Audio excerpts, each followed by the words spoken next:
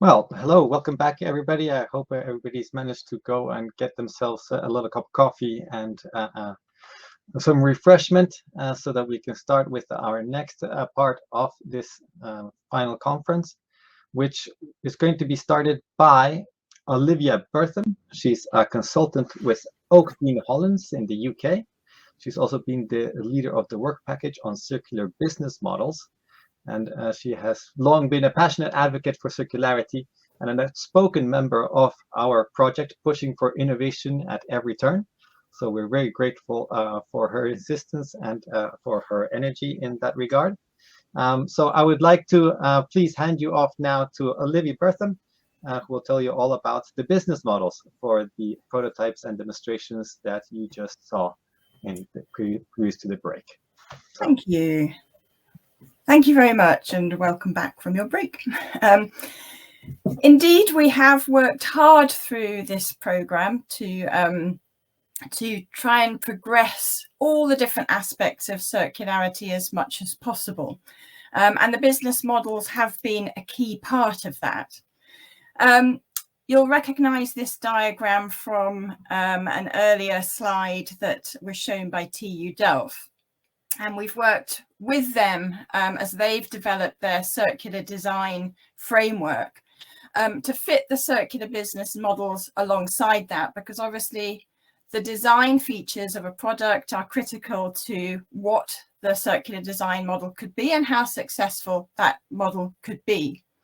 Equally, evolution in design to fit this requirements of the circular economy can lead to new innovations and different business models. And that's what we've been exploring with our partners.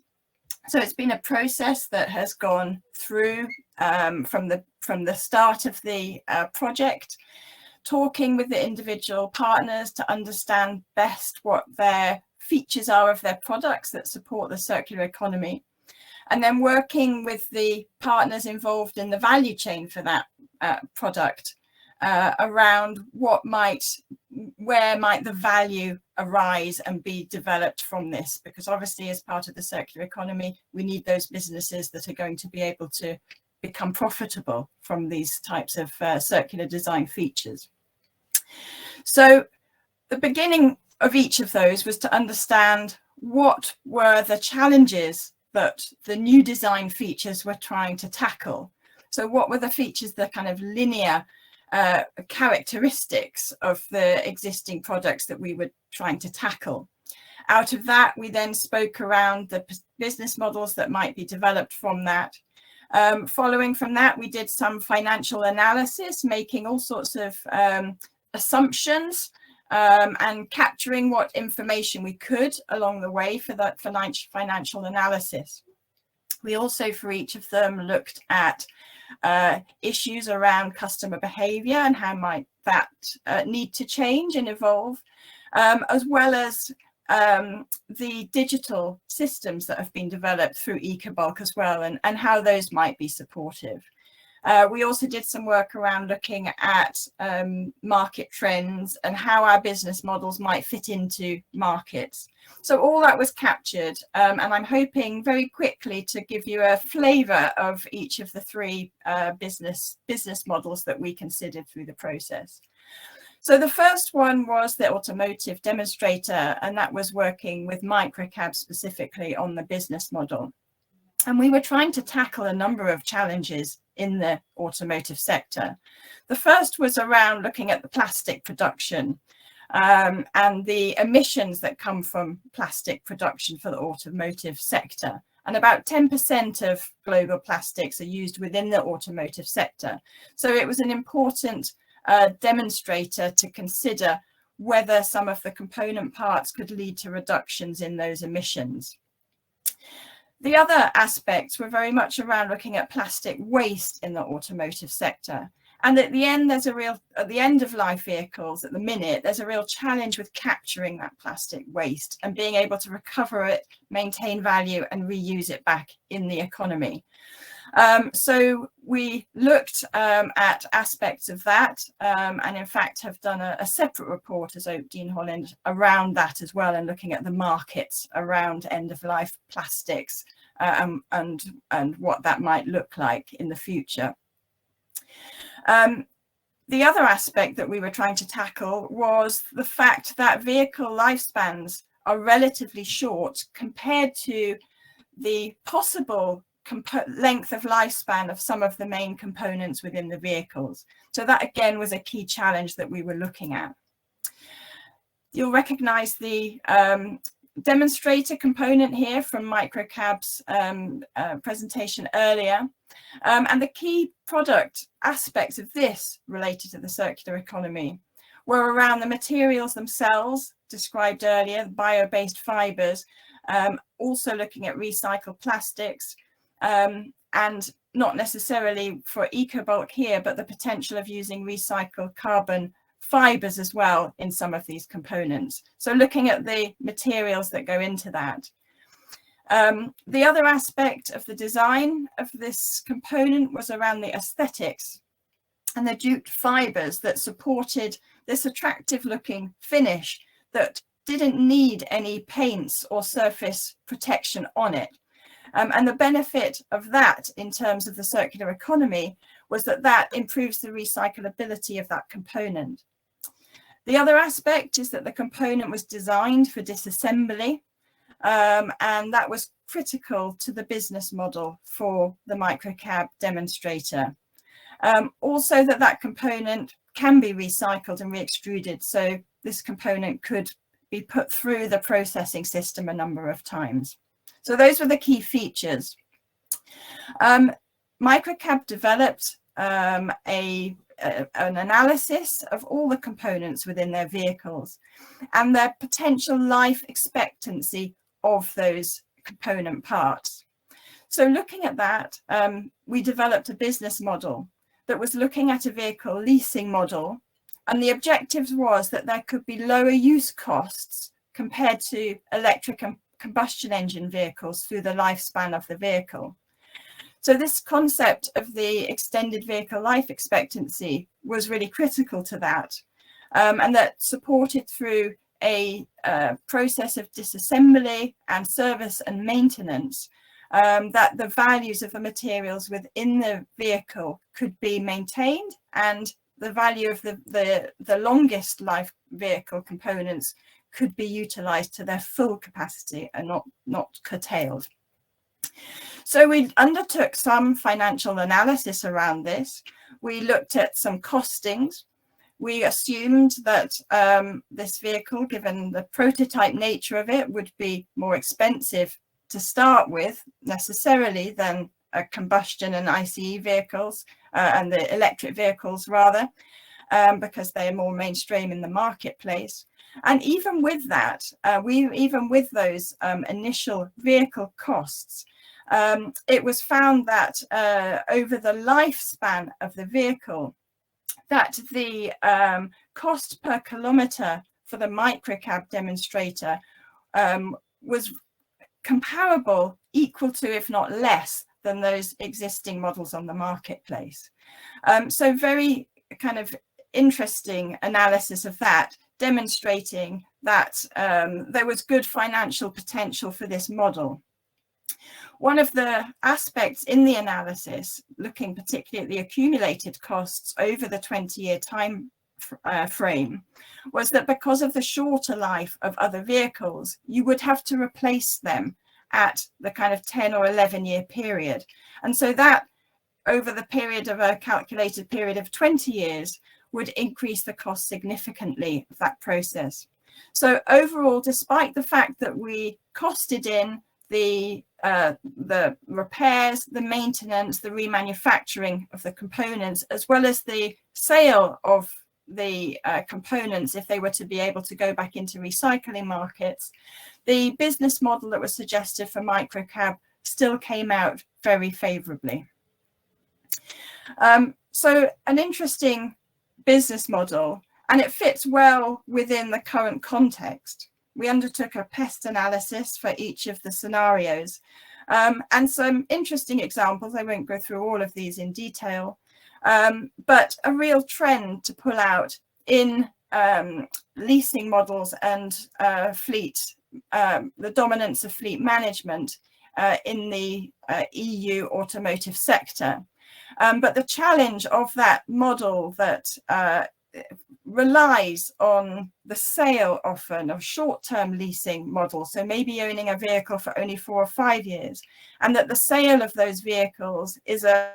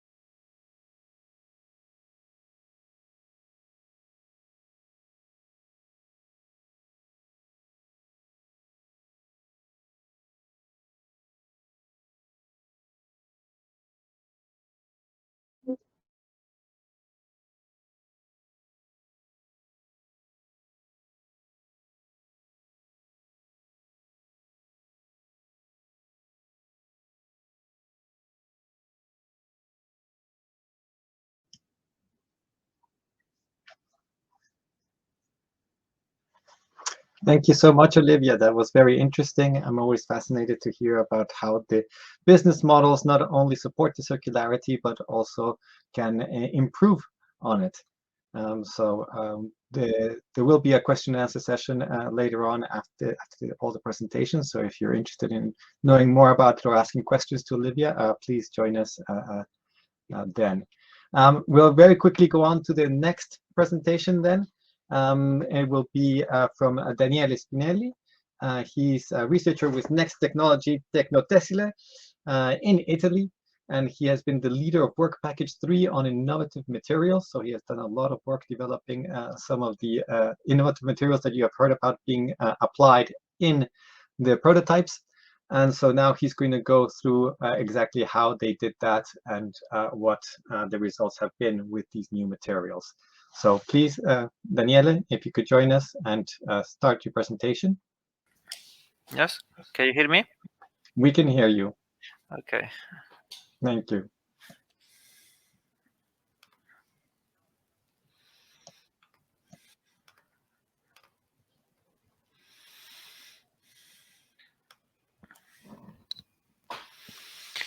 So, good morning to everybody. I will explain you now the main achievements that are connected to the development of innovative materials that was involved in Work Package 3 for the project. So, just to say that, just to have a summary of a Work Package and it is related to development of new materials. So the idea is to develop the different solution that consist mainly in pellets, agglomerates, and non-wovens, which will use different recycled material in order to manufacture it and to demonstrate the possibility to remanufacturing different products in a circular design approach. All the material that has been developed in Work Package 3 has been tested, and in order to demonstrate that the new solution are in line with a circular and sustainable approach, and to prove also the potential commercialization of the developed materials in order to demonstrate that different materials like natural and synthetic fibers, wood, plastics, and wood chip and glass-based reinforced material could be revalorized in terms of current waste streams, and so thinking to a new life of the materials that are under development. So going into details to what we have obtained in Work Package 3, first of all, I will present to you three main technologies that are involved in the first task of the project, that are related to pellets manufacturing by pultrusion technology and compounding, and also the agglomeration technologies. So about the material that we have obtained for pellets by pultrusion technologies, we have developed different formulation that are based on polypropylene and natural fibers, that has been developed new formulation using compatibilizer and also glass fiber or carbon fibers. And during the project execution, we have developed, characterized, and optimized all the intermediates, and through the collaboration with the final end users, has been realized different prototypes that are mainly connected to the automotive sector, in which our partners involved in the project has also performed the final test according to the baseline requirements for the market needs. So all the material has been manufactured and proved in a circular perspective, and so also the technical requirements were met at the end of the project. Speaking about the compounding technology, so using these technologies also here has been set up different experiments to manufacture it at least a different type of formulation, including bio-based materials. And specifically for the project has been developed two different bio-based formulation based on bio-PP and PLA as main components, take into account the possibility to include different reinforcing materials and fillers like natural fibers, compatibilizer, and also mineral fillers and glass fibers. So just to summarize that according to the different formulation, two products, two families has reached the technical requirements highlighted by the end users. So according to that also one different key aspect has been considered, not only in terms of mechanical properties of the final materials, but also the idea was to enhance the durability, but also the recyclability of the final material. So according to that, different production and granulation methods has been proved, and all the materials has been characterized according to the partners of the consortium.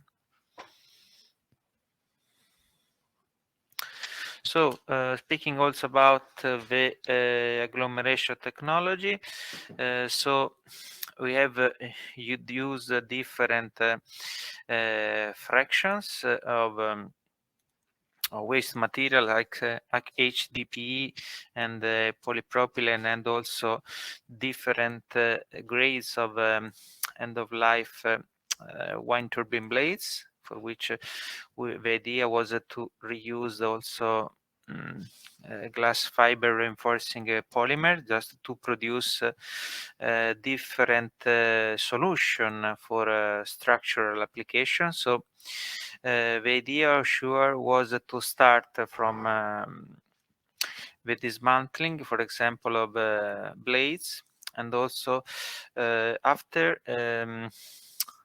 sorting and shredding of this final material, the idea it was to use the agglomeration technologies to produce new formulation that could be used also for so in terms of regranulation, and so application to for the extrusion technologies to obtain different profiles and panels, but also compression molding could be used as technologies after the new agglomeration materials, but also the compounding has been proved also for different technology like injection molding, and so manufacture 3D components.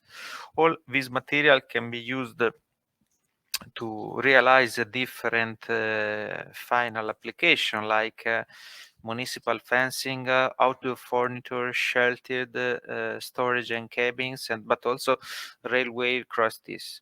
So different solution could be open for the market according to the results that we have obtained during the project execution. So just to say that the agglomeration technology is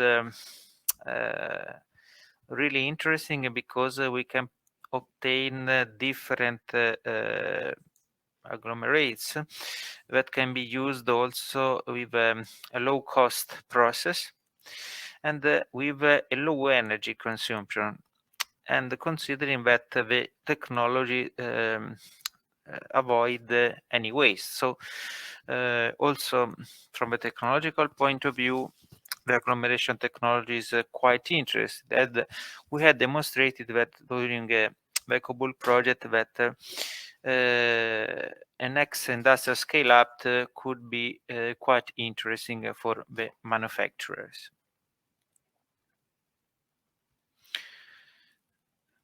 Okay, here you can see just some example that of material that has been manufactured using glass fiber reinforcing polymers. So different formulation has been developed and also compounded during the process execution to realize different and to evaluate different market application. So another aspect that we have taken into account during the project and the development of material was related to the use of recycled fibers that comes from naturals and thermoplastic side. So the main idea was to develop the different non-woven structure evaluating the possibility to use natural and synthetic fibers at the same time, and to realize with the air laid technology different structure in terms of weight and material density. So according to that, this type of material are usually applied as insulation material, so could be quite interesting for building sector, but also could be used also as insulation material for furniture application. So once realized the first panels using, as I said, different blends with wood and natural and thermoplastic fibers, and set up the process, we have also realized different rigid structures in terms of new panels that could be quite interesting also for automotive, furniture and building sector. Because the main achievement is that we have not used any glues for the realization of this panel, and we can easily manufacture different shape of and thickness of this material that could be quite interesting, and for which we have proved the possibility to recycle again at the end of life. So we have developed a really simple material but with higher performances also in terms of market application. One of the key tasks was related to the development of innovative binder solution for application in wood products. And here also the baseline sure was related to substitute formaldehyde-based binder using a different formulation that comes from bio-based sector, so using starch and protein-based formulation. And then after lab scale and process parameter testing, we have realized different particle boards for quite interesting performances, and also using alternative binders respect to formaldehyde-based one. So, because one of the key innovation is related to the substitution of formaldehyde emission, for which we have successfully reduced. So the idea to use a formaldehyde that is produced from biomethanol or sure could also increase the sustainability of these new bio-based products. And sure, we can easily reach formulation with up to 80% of renewable resources. So this could be really a challenge also in order to develop a sustainable binders for particle boards, reduce formaldehyde emission, and so develop the new alternatives for formaldehyde-free and isocyanate-free products. One of the last activities connected to Work Package 3 was related to the development of cleaning technologies to remove contaminants from recycled materials and to study the activation of the surfaces with plasma treatment. So the first technology was related to the removal of contaminants from that has been tested from wind turbine blades and also from different type of fibers. And for both, we have investigated the possibility to reduce contaminants. For example, mainly for wind turbine blades, we have demonstrated the possibility to remove polyurethanes for following industrial application, but also the possibility to remove some contaminants from thermoplastic fibers using a dissolution process.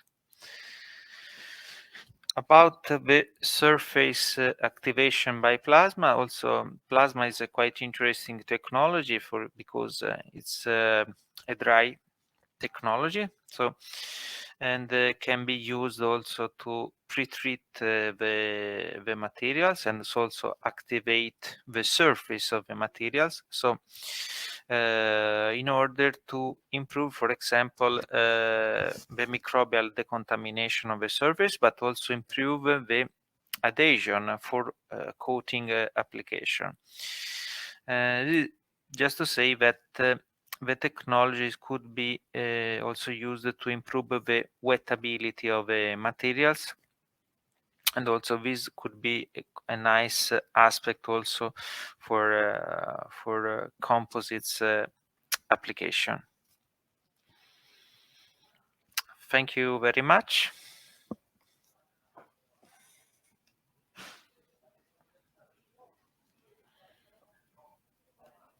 Thank you, Daniela, for that interesting presentation on the materials and innovations that have been taking place at ECOBULK to make that the prototypes happen. So I think we will save any questions till the end. In principle, we will now go on to our next speaker, who is Chris Hare from Coventu Composites. He's been working on using natural fibers to strengthen other types of plastics and making them more sustainable in that way. So I will let him tell you all about the technical details, which I really don't understand. So please, Chris. Okay, thanks, Jose. Can you hear me okay? Yes. Perfect. Right. So, yeah, I'm Chris Hare from Coventu Composites in the UK. We develop composite materials and the processes to make those composite materials. Our work in this project was primarily in the automotive stream, but the technology is applicable to several other areas as well. So we're developing this technology, we're hoping to upscale it, and we sell products through our sister company, Composites Evolution, both thermoplastics and thermosets. So I'm going to talk about LFTs. You've heard several people mention these products, natural fiber LFTs, through the previous presentations. What are they? So people in this presentation will be familiar with sitting in their car looking around. There's loads of injection molded components, small ones, large ones, mostly complex stuff. And a lot of these will be made from from compounded pellets. So the raw material that goes into the injection molding is the top right hand there is random short fibers in a polymer. So it's a composite, it's got a matrix, it's got a reinforcement, and that's widely used to make components of all different sorts. Glass with reinforcement with PP and nylon and such materials. So long fibre thermoplastic, an LFT, is made in a different way by pultrusion, and the fibres are, as per the bottom right picture, the fibres are longer and they're aligned down the length of the pellet. It's made as a rod and chopped into pellets, and therefore the length of the pellet dictates the length of the fibres. And we do this so that we get better mechanical properties, stiffness, impact, and so on. If you wanted the ultimate performance, you would use a continuous fibre, like a woven material or a UD type material, but you don't get the flexibility of injection molding or even compression molding, as was shown before. So that's why LFTs are used. In this particular case, we want to replace what is commonly used, which is the glass fibre, with natural fibre. And why would we do that? Well, you've heard plenty of people talking about sustainability and environmental impact and so on. And if we use a bio-sourced fibre as opposed to a fibre manufactured in furnaces like a glass fibre, then potentially we have less impact on the environment, we use less energy. I should point out that we're using jute fibres in a very basic form. So they come out of the field, they're retted and separated from the plant, so they are then made into what's called a sliver, which is bundles of aligned fibres, and that's how we use them. So we save all the potential energy that might be used in terms of making a yarn or weaving it and so on. So it's a pretty low impact material to use. Jute, which is the primary one that we use, is also lighter than e-glass, and I'll talk about the implications of that. And it's also better for remanufacturing as well. Again, I've got a slide on that just to show you the advantages of using these types of materials. And we have also used recycled carbon fibre. So there's an awful lot of waste, carbon fibre wasted in other manufacturing processes, and we're able to use that material. So that's what this picture here shows. So we have been able to make natural fibre and recycled carbon fibre rods and pellets and prove that they can be injection moulded.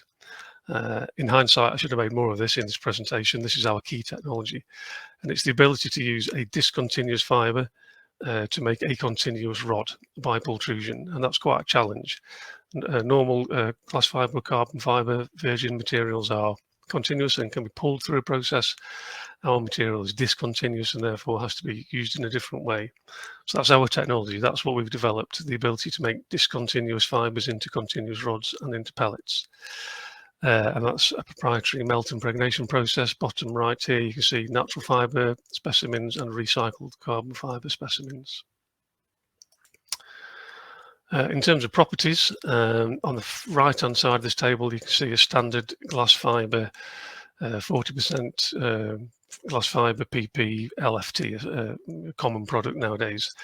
And these are specific tensile and properties. So this has been adjusted for the lighter weight of the polymer, so it's properties per kilogram, if you like. So we've got various combinations of jute PP. The thing to note here is that we have an MAPP material, a maleic anhydride PP, and that's just about getting a better bond between the matrix and the fibre. And that also appears later on in another slide where we're talking about the remanufacture. So we're not terribly far away in terms of specific properties against the incumbent materials that are out there already. So we're talking ECOBULK, we're talking circular manufacturing, and this has been highlighted by a couple of other people, but this is it pictorially. We're taking an injection moulding on the top left-hand side. We grind it or shred it into pellets again. In this particular case, we are compression moulding to make the remanufactured component, which is the microcab component you've seen before. And then that can happen again several times. And this slide shows what happens when we do that. So on the left, we've got the virgin jute PP combination that we've made. And then first loop, second loop, third loop, as it's been ground up and then remanufactured. So you can see that really the properties don't drop off at all. And in fact, in some cases, they even get slightly better. And we will put that down to the fact that in our virgin material, we don't get the best interface between the matrix and the fibre. And as we go through and it's reground and remolded, going through another heating process, that that interface maybe gets slightly better. We're also using a compression molding technique, which is less intrusive than some other techniques that might be used. But if you imagine there's 10 years between each of these loops here on the microcap example, you've got 40 years worth of components there that can be used over its lifetime, which is impressive, I think. So that's my slides. I kept it pretty brief. So you can see that we have a viable technology. It is a direct swap into existing processes. So people don't need to modify machinery to be able to injection mold with natural fiber LFTs. It's sustainable. And I would hope also in time, you've seen other people mention non-oil based materials, and these LFTs could be made with biopolymers or whatever. We could have a 100% bio product to make injection molded components. It's got good performance, it's got good manufacturing and remanufacturing recyclability credentials. So yeah, we hope to take this to market in the not too distant future as a new product for us. So thanks for your attention. There's a contact there if you've got any further questions on what we've been doing or how we do it. Over to you, Jose. Thank you so much, Chris. And I have to say that at our last exhibition for ECOBULK at the Plastics Recycling Europe show, we had a lot of interest for your materials, and especially the use of natural fibers. So it's definitely something that is hot at the moment, and people are showing a lot of interest. So I certainly do hope that you get a lot more questions about that later on. Thank you very much. Chris will not be able to join us later on for the question and answer session. So if you do have any questions for him, please use the email or contact me or at the project. And then we will make sure that he gets that information or those questions from you. And then we can make sure that they get answered. So we're moving on to our next presentation on circularity enabling technologies. I will introduce you to Victor Martinez. He works for UPC, the Universitat Polytechnic Catalunya. He's part of the team from Luis Romeral. And he's a researcher with the Motion Control and Industrial Applications Research Center. And he's been busy with the development of a stakeholder platform. But also, interestingly, I found out that in his spare time, he also won a prize for developing a automatic algorithm to detect neologisms. And I hope that at some stage he will have the chance to explain to me what that means. But for now, stakeholder platform. So Victor, please.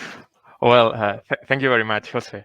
Well, as you said, I'm Victor Martinez, and myself, as part of the UPC team, and together with the colleagues at TIRIS, also at Grant ANSYS, we have been working on the development of this set of tools around the circular value chain.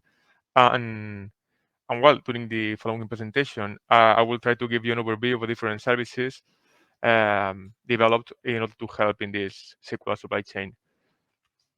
Okay, so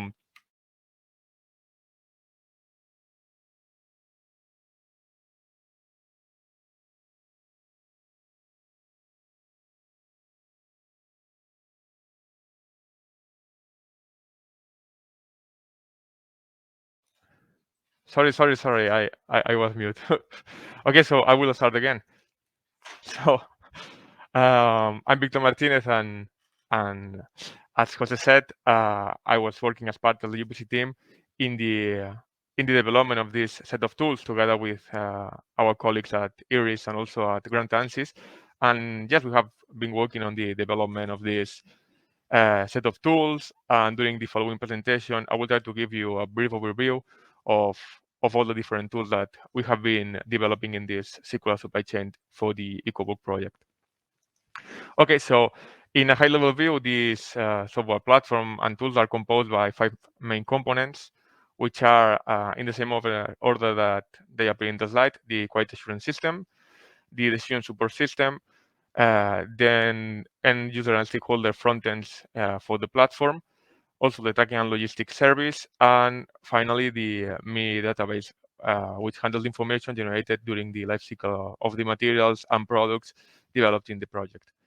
So here at the slide, you can see an idealized value chain with all of these tools located in them. So taking a quick look at the picture, we can find that the QA system is located at the start of the linear value chain because it is related to the quality, uniformity, and integrity of the different materials and products produced from this secondary row, a secondary flow of materials. Then, if you go down to the use, we located here the end user and stakeholder platform together with the tracking and logistics because they are key tools for capturing the information about the products and the materials. So when a product finally reaches its end of life, the decision support system has enough information to help to decide the manufacturer where the material or product should go in order to re-enter this value chain. So now in this slide, we have the same structure, but in terms of functionality. So starting from the service that is at the bottom, which is the ECOBULK database, what the database do? So it can deliver a detailed data management, and it also has a quite interesting front end where the users can make a quick screener in order to choose the materials that best suits the designs that they are working on it. And additionally, it also has an integration with different engineering software tools, like for example the CAD or the K, different engineering software tools. Then we have the end user stakeholder platform. Its main functionality is to serve as the entry point to the other set of tools, but it also has some additional features, such as the possibility to scan the QR codes that are attached to the product in order to show different product data, and also to answer the product acceptance surveys. Then we have the quality assurance system that, as I said before, is used to validate the requirements across the material batches and define the quality rules for such materials. And then we have the decision support system, which is also supported by the logistic platforms, that what it does is it does logistic recommendations, and it also gives some decision support in the end of life of the products. Okay, so going one by one, we will start by the ECOBULK database. So the people at Grantat at ANSYS developed this database following this high-level schema. They focus on the processes, the different materials, batches, and also the tail data coming from different streams and using their knowledge. And these streams are synchronized in order to have more information about the components and also the products. And an interesting part of this is that the different points of different records included in this database can be linked between them.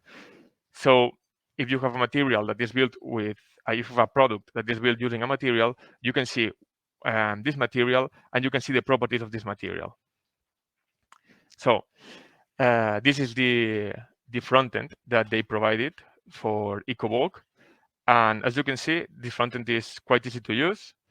And from here, the stakeholders can manage the data using this interface. And they can also have access to the full traceability provided by the ME database, and in an easy manner can add or modify the data that is contained in the different records for materials and products. Now going to the end user stakeholder platform, as I said before, the main functionality would be that it serves as the entry point for the rest of services. But it is important because it serves to collect end user data, such as the surveys and feedback about the product, designs, and the material uses. Additionally, it also has some kind of community-focused space where the users can participate in a kind of sharing scheme similar to a marketplace. This slide here shows the functionality that I was talking about that gathers the feedback from the end users. So when an end user found a product developed in ECOBULK, he has this QR code attached to the product, so he can scan the code using this end user stakeholder platform. And once the code is scanned, the platform sends information about the product using this easy product card that contains general information about the product, but also can contain information about the material. in this, as you can see in the right side of the slide, this product card also has a survey linked, so the manufacturer can ask some questions to the users in order to close the loop and have some feedback about the design, the materials used, and also about the product. Then after the end user stakeholder platform, we also have this the DSS. The DSS, as I said, it provides end-of-life recommendations to the manufacturers. So whether if a product has to be disposed, has to be repaired, or recycled when it reaches the collection point and the end of life. So how it does? It implements a multi-objective optimization algorithm based on gathering information from different streams, like the cost of manufacturing the product, the processes, and also the logistic costs. And then it performs a kind of search within the different scenarios in order to present the best ones to the manufacturer. Now I show some of the screens that are in the DSS. So the screen at the DSS needs more information about the product. So the end user, when it decides to dispose the product, it has to fill a survey, and it's a survey prepared by the manufacturer in order to tell him what is the status of the product, so the manufacturer can better assess if the product has to be recycled or has to be disposed directly. Now these screens are related to the configuration. So you can configure different scenarios based on the location, based on the actions to perform, and also you can configure the different criteria to evaluate. These are the economic cost, the environmental cost, and also the distance and the time to perform the action. And finally, we have the quality assurance system that has been developed by the people at TIRIS. This quality assurance system is a tool that helps to anticipate the problems from delivering product made from recycled materials to customers. A critical aspect is the validation of this quality with official standards, normatives, and also internal procedures from the factory. So it is basically a data movement system from testing batches of materials in order to assess the quality of products across these different batches. And it also helps to choose the materials that comply with these standards. Okay, so this is the basic structure of the software. From left to right, what we have is the available rules, which can be introduced manually by the user of the software, but it can also be illustrated by an original role induction machine learning system that has been developed by David Nettleton. I think that he was in the meeting also.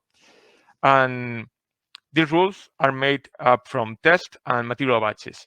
So then we have also the validate batch, is the one that is with the red dot. And here is what the system tells if a material passes or fails a given rule. And also, as an additional functionality, the quality assurance systems also serve as a standard repository of these international procedures and also internal procedures for the different manufacturers. So, as I did with the DSS, I present now some different screens about the quality assurance systems. Here you can see a screen of the available rule list and a screen of how to edit the rules. So you can edit the thresholds of the rules you have input in the system, and also the rules that have been automatically induced. You can also modify the thresholds in an easy interface like the one that is shown in the screen. Now we see the different tests that are in the QAS, and also the specific tests that are used in order to compose the rules. And now this screen is the one related to the machine learning algorithm. So you have to upload here a raw file, a raw test data, and the algorithm tries to automatically deduce and extract the different rules that applies to the material batch that you uploaded to the page. So this is a kind of simple scheme on how the quality assurance system works. So it has different rows of information labeled with a fail or pass. And what it does is it tries to combine these different rows and extract the different rules that applies to the materials. Here are more screens, so you have the different batch list and also how you can add tests to a batch in order to validate this batch. And here the validation screen. So as you can see, it's little, but you can try to see it in the right picture. What it said is the different tests that have been performed on the material batch and whether it has been failed or it has been passed. And here is the additional functionality that I talked before, which is the standard documentation list and this kind of repository of internal procedures.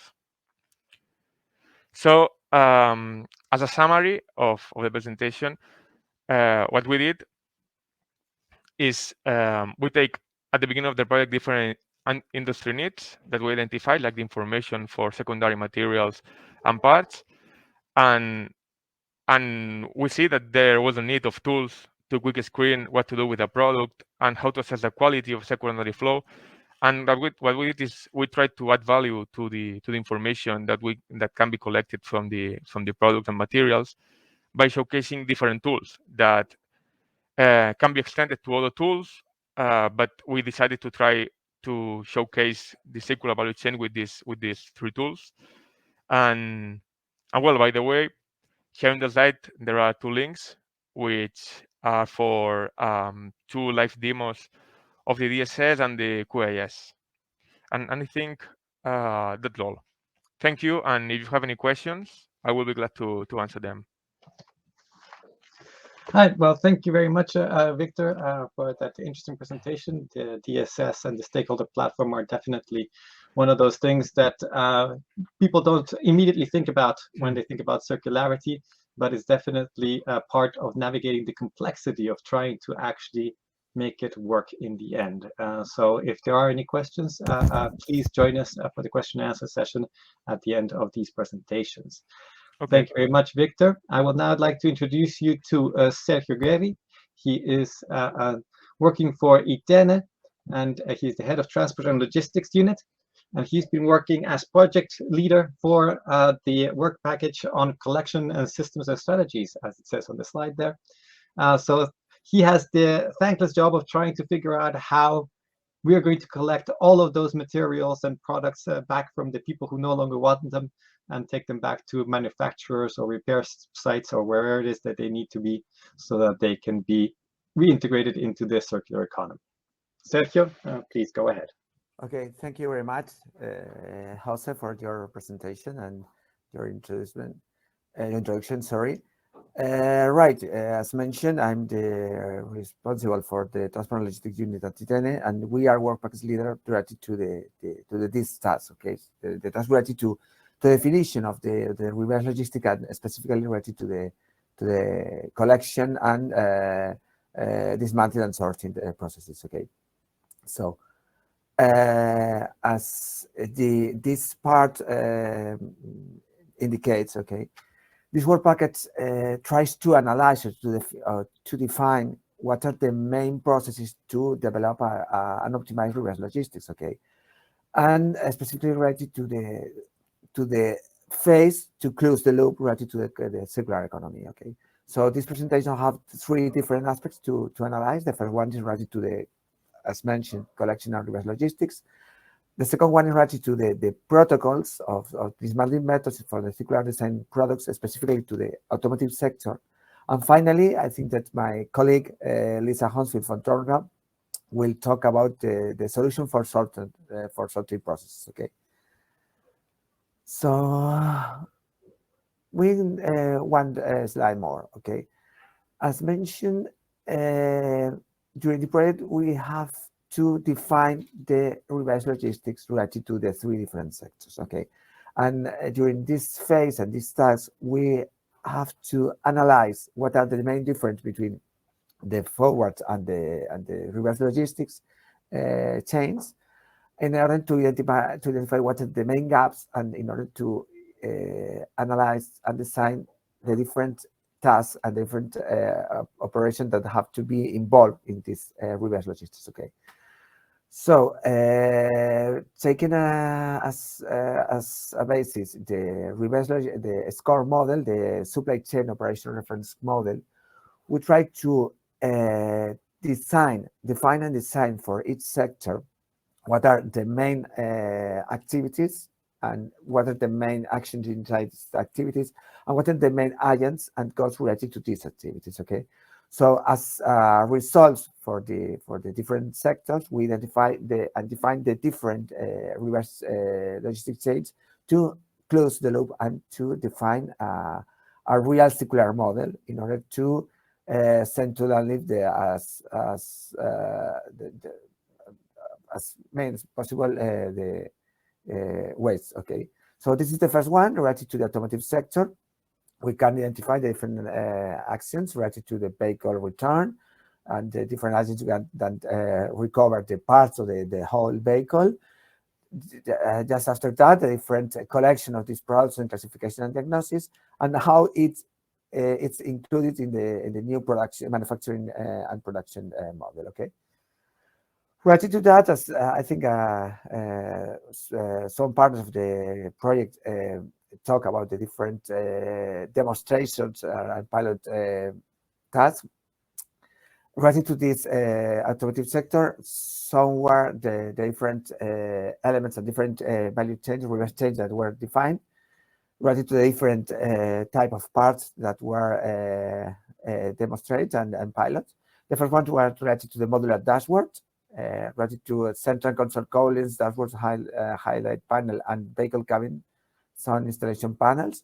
And we can identify the different activities and what are the different partners that were involved in these demonstrators. The same case to the multi-layer components related to the facial central control and assembly tool. And we can identify the different partners and their activities. And finally, related to the semi-structural components, there were a demonstration related to the safety belt bracket and the central panel. Okay, as mentioned as the other ones, the previous one, we can identify what are the different activities and what are the partners that were involved in these activities. Right. Going on to the next sector, to the furniture sector, as the previous one, as we develop in the automotive sector, we just defined the reverse logistic chain based on the SCORE model, and we identified the different activities.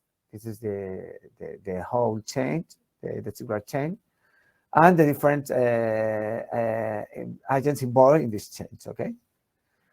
As the previous one, we just define and apply this reverse logistics in three, I think that 3 or 4 demo cases. Okay, the first one was related to modular furniture, just to elements for a university residence room.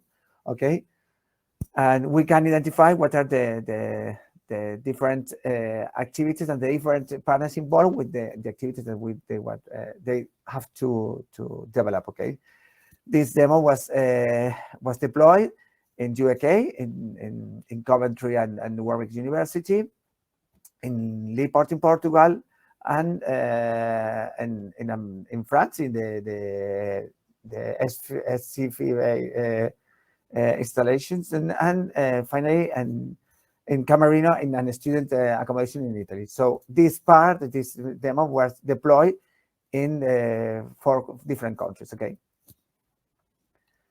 The second one was related to the no-woven material sofa in the FCVA installations in France. And as the previous one, we can identify what are the different activities to develop and the partners involved. Okay.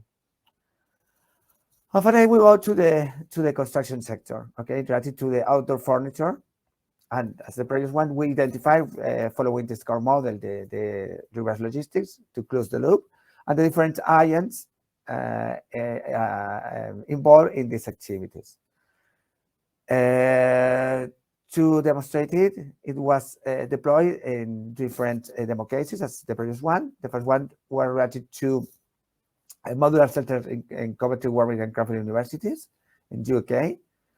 Just as mentioned, identifying the different actions and phases to this change and the agents involved. The other one was related to other elements in Portugal, related to tree bench, drinking fountain, and recycled bin shelter. Another one was related to a structural other furniture, related to bench, table, and well module in France, in the FCVA installations. And to finalize this part of demo cases, we just developed this reverse logistics change in Finland related to bench, modular bench, and info cabin. Okay. And what is the main conclusion related to that, or what are the more important conclusions that we have to take into account or consider? Okay. To define what are the more optimized reverse change in order to deploy a circular model, there are different criteria that have to be considered. Okay, related to the different phases that are involved in this whole change.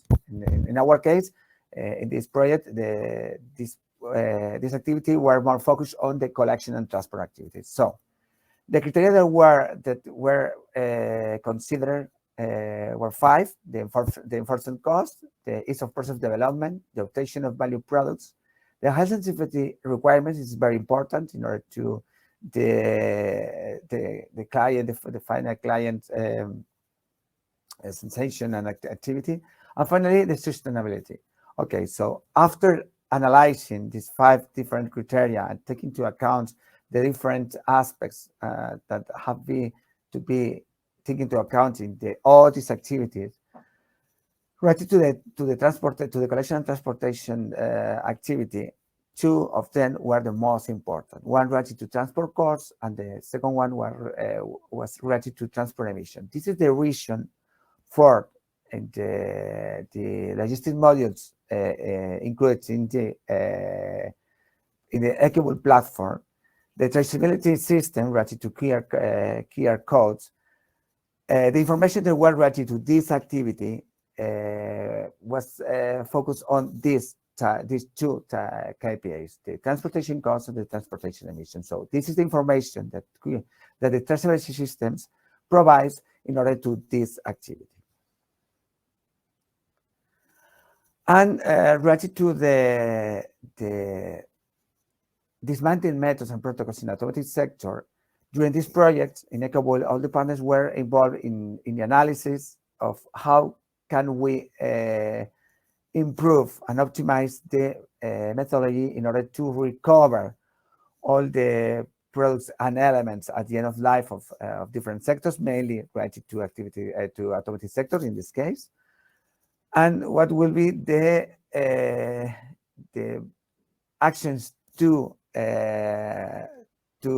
make and the challenges to address in order to obtain our objective of a circular model. Okay, so currently, currently related to the automotive sector, I think normative and legislation, it is in many countries of this project, 95% of elements at the end of life of a vehicle have to be recovered or recycled in order not to go to landfill. Okay, so currently there is a big foot in this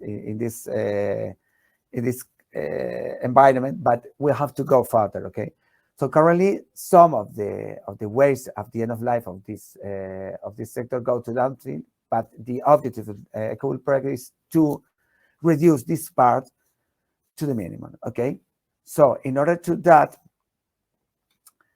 an analysis of the different dismantling methods and have been done during this project. Okay, And in order to how to optimize what sorting and characterization technologies, as well material condition technologies, and how to can integrate it in the whole chain to reintroduce them in the manufacturing system. But what are the main criteria or the main aspects that have to be considered in order to define a better circular model or a better model in a circular way? Okay, so some of these aspects are, one of them is value. The economic aspects are very important in order to the cost of the part, the logistics cost of this activity, the raw material cost, and the production cost. So it's very important, the economic part. So how can we have to consider in order to define a circular economy?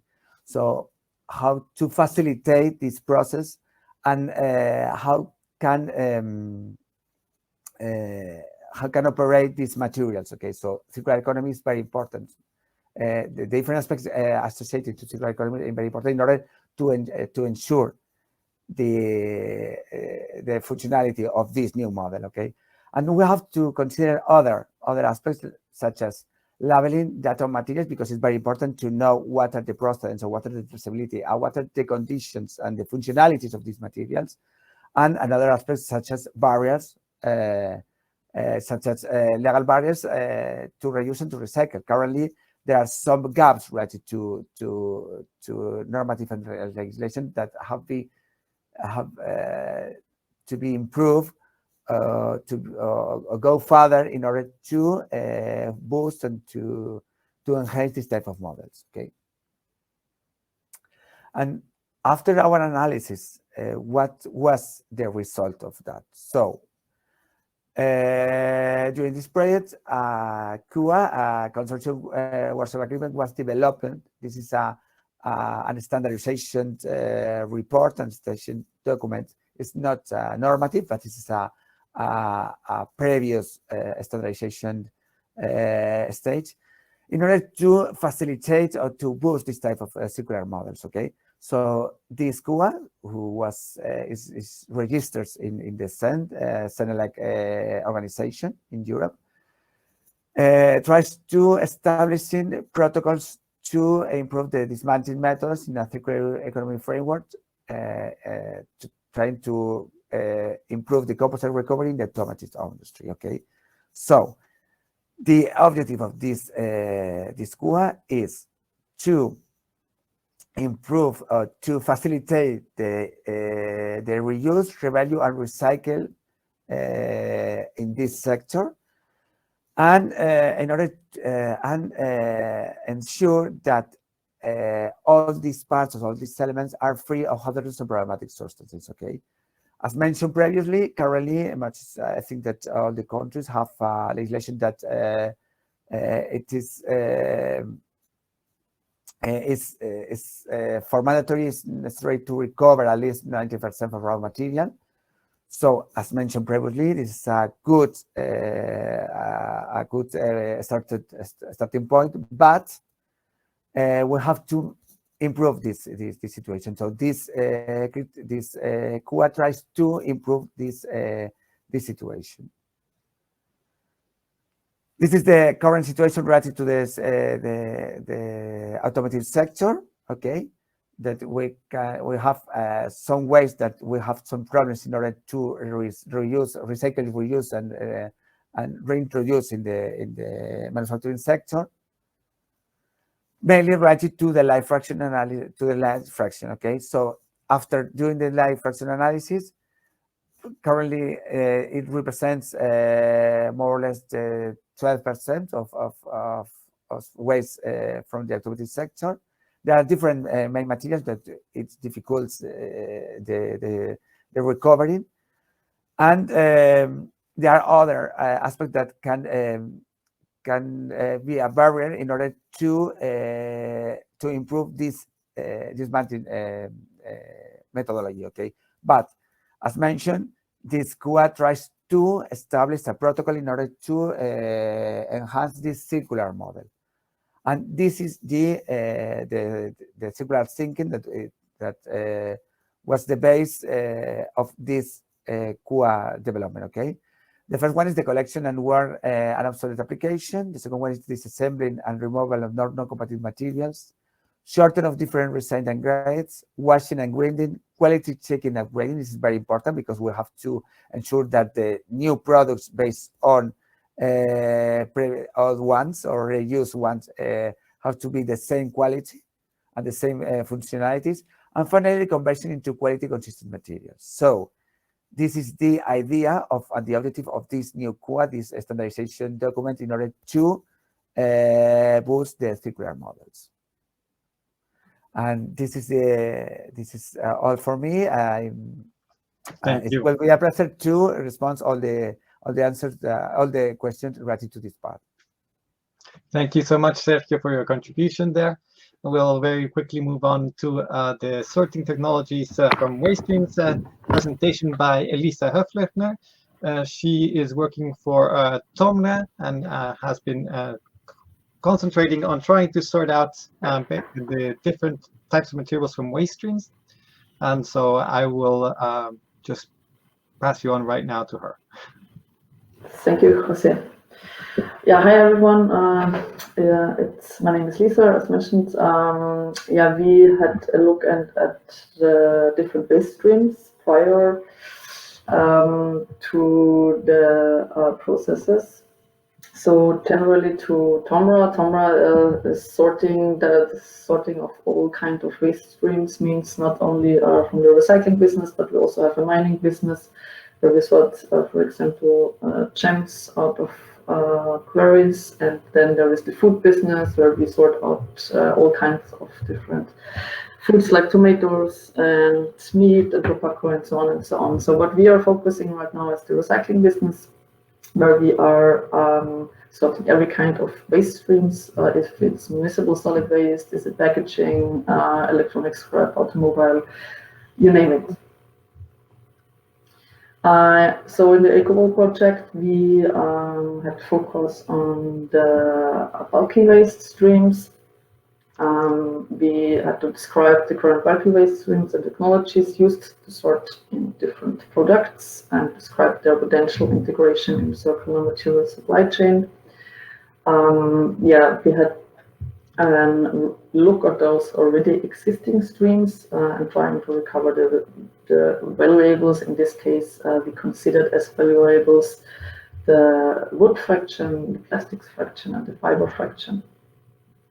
Besides that, we also had to look on municipal solid waste, where we had a process in place and sorted out plastics, which we then further sent to ECOBULK partners. And another sorting topic was to sort out of end-of-life vehicle shredder fractions to make a sellable plastic fraction. So back to bulky waste. Bulky waste, has some difficulties. The major technical challenges were the heterogeneous and varying composition and the handling due to the size and geometry of the bulky waste. So what you can see here is the optimal process flow of bulky waste. So you see at the very top you need to have a shredder. This was then done on site at bulky waste sites, and then the material, which was also screened and sent through a magnet to get out the metals and through an eddy current to get out the non-ferrous, was then sent to the Tomra test center. There we have the possibility to use the sensor technology. We have as well also ballistic separator, which in this case we use to separate the streams in the 2D and the 3D fraction. Means the 2D fraction is everything which is flat, for example, fibers and paper and film, and the 3D fraction is then everything which is three-dimensional, for example, wood and plastics. And those fractions then we send on sensor-based sorting device. And the technology we used was the near-infrared technology.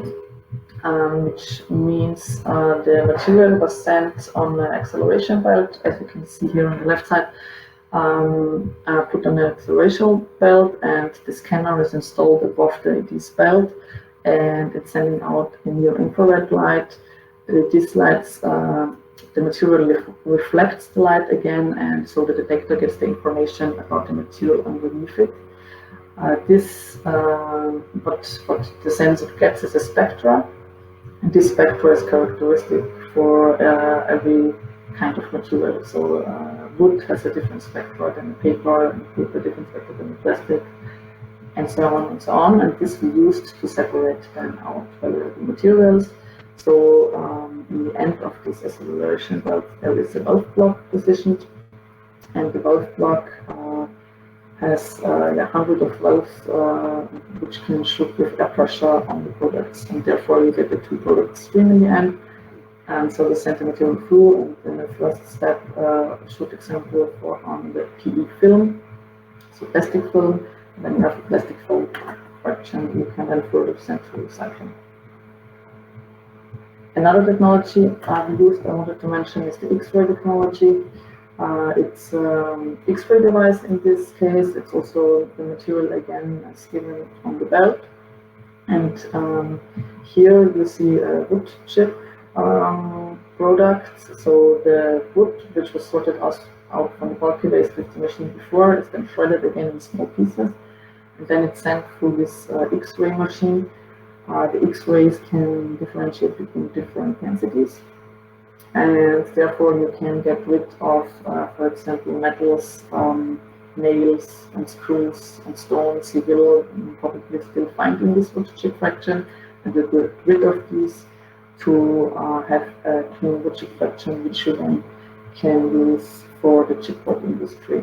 And it just shall give an example of the circular material supply chain. As mentioned, we also we have a process in place where we can sort out of household waste, and in this case we did this with PP material, PP plastics. So this is really from residual waste. There are some steps needed, but it's possible to sort out from this residual waste to get the clean PP fraction if you include a pre-sorting, where it then, first of all, you need to get out all the plastics, then you focus on PP, then also focus on the color. So this is also possible with the sensor. In this case, it's white PP color. You have to wash it, and in the end, you can extrude it and has again PP granulate, which you can use again for products. In this case, we send it then again to ECOBULK members for further analysis. And the last example of the sortings we did in scope of the project was the end-of-life shredder fraction. So here we did the tests with a fraction we got into different sizes. The aim was to create a plastics product, a sellable plastics product. In this case, the plastic we found inside were ABS and PP. So in the first step, we shoot an ABS and PP, and then we divided with the near-infrared sensor again those products in the ABS product in a PP product. So that's actually it from my side. Yeah, it has been shown that with the near and X-ray sensor-based technologies, target materials were successfully separated. If you have questions, feel free to ask after the Q&A. Thank you. Thank you so much, Lisa, for your contribution. We hope to hear more from Tomra in the future, how they're going to help us to sort out all of our waste into useful streams that we can make useful products from. I will now introduce you to Emily Bossin. She was talking to us earlier about some of the experiments with outdoor furniture, but now she's going to walk you through the life cycle thinking part of the project, which is more or less the thankless task of trying to prove that we have not just been wasting our time for the last 4.5 years, but that we have produced something that is actually useful and sustainable and will actually help us achieve circularity in a meaningful way. So I will leave that challenge up to Emily. Please go ahead. Thank you. Thank you very much, Jose. So I am Emilie Bossan, and I work in the Technological Institute FCBA in France. And so I am going to share with you some of the work that's been carried out by several partners of the ECOBULK project. In this work package dealing with life cycle thinking, what we try to do is to get an overview of some of the multiple demonstrators that were developed within the project in terms of environmental, economic, and social aspects. So therefore, different kinds of assessments were realized, such as material flow analysis, life cycle assessment for the environmental issues. We also started an environmental technology verification program for one of the materials that was developed. We dealt with social life cycle assessment aspects, and about the economic issues, we run some life cycle costing and cost benefit analysis beside all the work that was also carried out in work package 8 presented previously by Olivia. And the aim of this presentation was to explore different circularity paths and to identify some general or specific recommendations or requirements for these sectors. So as it was presented previously, we had to choose each time only one demonstrators in each of the sectors. So for the automotive sector, the focus was made on Mayer's central console panel. And one of the challenges was to compare different compositions of this component, and especially the use of recycled materials. For the furniture sector, the challenge was to try to compare a business as usual scenario, meaning selling the furniture, and a rental system, including some maintenance activities to be able to repair the furniture in order to extend its lifespan. And for the third sector, the building one, we worked on the shelter that was designed and built and installed in the UK using the composites developed by the company Conenor. And in that situation, the scenario was to compare two end-of-life situations. The reference scenario, meaning incinerating the composites, and a recycling system enabling to recover the material and reuse it again in the manufacturing process.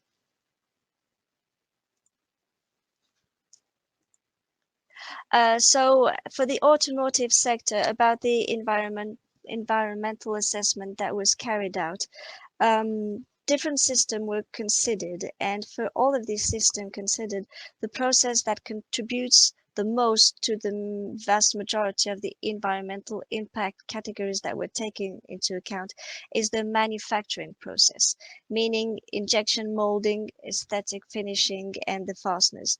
And this is mainly due to the consumption of energy. The environmental impact associated to this manufacturing process is little or even not dependent on the fact that we have some recycled material in the product systems. There were also some products containing natural fibers such as jute or also PLA, and in that scenario, the material processing stage is the process that contributes the most to the environmental categories such as land use and marine eutrophication because of the agricultural origin of the materials. And for the two alternatives that were studied using polypropylene and ABS recycled content, we had two different conclusions. For the ABS recycled content, if you don't take into account the manufacturing process, the use of recycled material on the backside of the component significantly reduces the environmental impacts in many of the impact categories that were considered. On the other hand, for the polypropylene scenario, if again you don't take into account the manufacturing process, well, in that case, the use of recycled material on the backside does not seem to be enough to balance the environmental burdens introduced by the recycling processes of the materials for some of the environmental impact categories. About the economic aspects, different economic indicators were calculated considering different plant capacities. And for the operational expenditures, there are no major differences in the OPEX value related to obtaining both recycled material for the same plant capacity and in a given year, if externalities are not taken into account. But if you consider externalities, and due to the fact that specifically in the case of the use of recycled polypropylene, well, in reality, recycling does not avoid greenhouse gas emissions, but these are greater than those of the corresponding baseline scenario, and the OPEX value between the two kind of materials shows very significant differences for a given year. About the net product value, to obtaining positive NPV for a given period, well, for both materials and both calculations approaches requires the incorporation of some of recycling tax to increase plant revenues. If not, we can't reach an NPV positive. And a minimum recycling rate required for such NPV positive has been calculated and found to decrease rapidly with increasing plant capacity for both NPV calculation approaches and for both kinds of materials. And about the social aspect, so a social life cycle assessment was carried out using the social database ACE-HDB, which includes 25 social subcategories that can be regrouped in 5 social main topics. And in the different evaluations that were carried out comparing the use of recycled materials and the use of virgin material, there are small differences between the scenarios with the conventional equivalence regarding social aspects.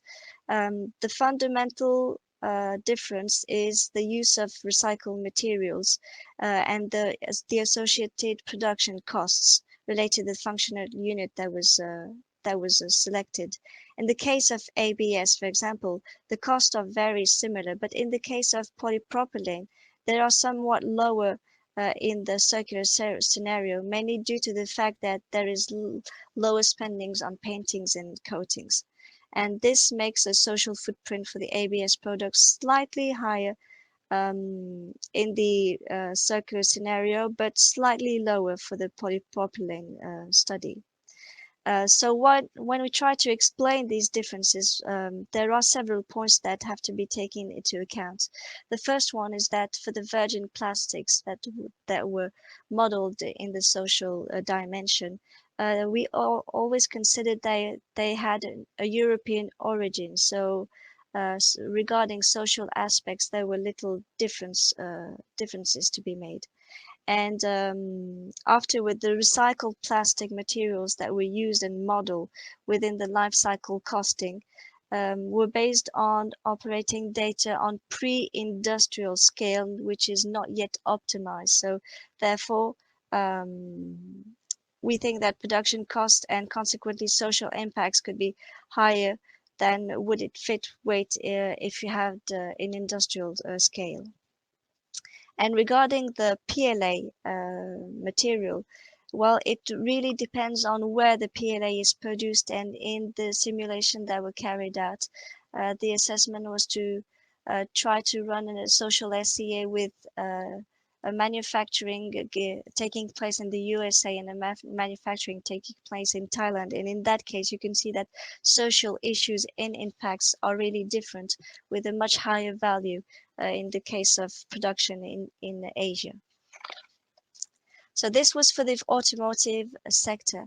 For the furniture sector, a different scenario was compared to a business as usual model. The first scenario was to model the use of a bio-based resin to manufacture the particle board.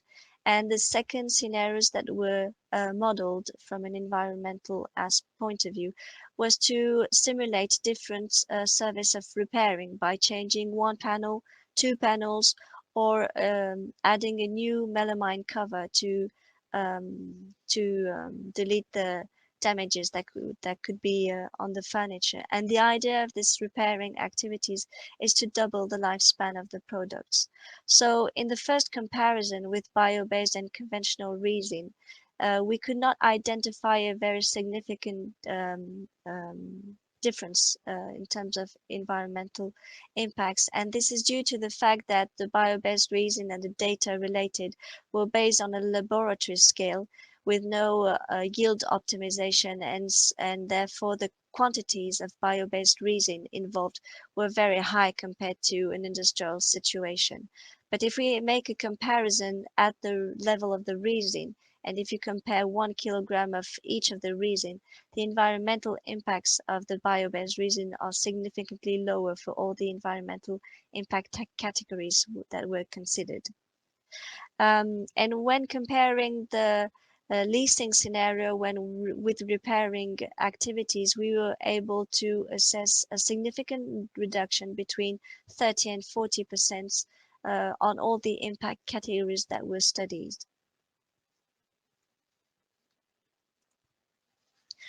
On the economic aspect, the simulation that was carried out was to try to evaluate the difference between using particle boards containing virgin wood particles and a conventional bio-based conventional resin based on urine formaldehyde substances, and a solution using recycled wood chips and a bio-based resin.